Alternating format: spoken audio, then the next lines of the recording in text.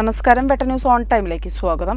കല്യാണം ഇനി വേറെ level. Basid wedding mall, Basid arcade, Poongottukulam, Tirur. Thirunavaya ഗ്രാമപഞ്ചായത്ത് ഭരണസമിതിയുടെ 5ാമത്തെ ബഡ്ജറ്റും 14ാം പഞ്ചവത്സര പദ്ധതിയുടെ 4ാമത്തെ ബഡ്ജറ്റും പ്രസിഡന്റ് ഖദീജ ആയപ്പള്ളിയുടെ അധ്യക്ഷതയിൽ വൈസ് പ്രസിഡന്റ് KT മുസ്തഫ അവതരിപ്പിച്ചു. Trendy and customise collection, best in budget. Theyyam പാട്ടിൽ പോലൊരു ഓപ്ഷൻ വേറെ ഇല്ല.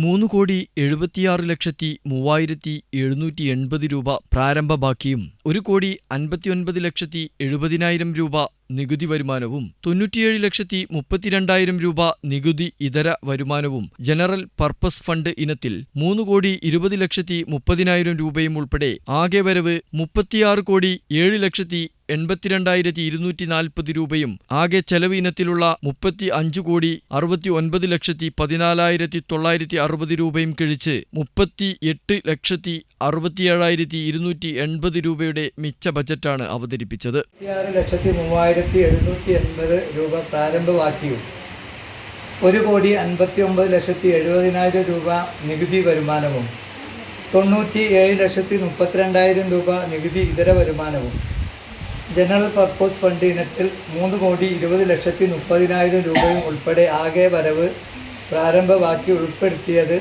36,07,82,240 രൂപയും.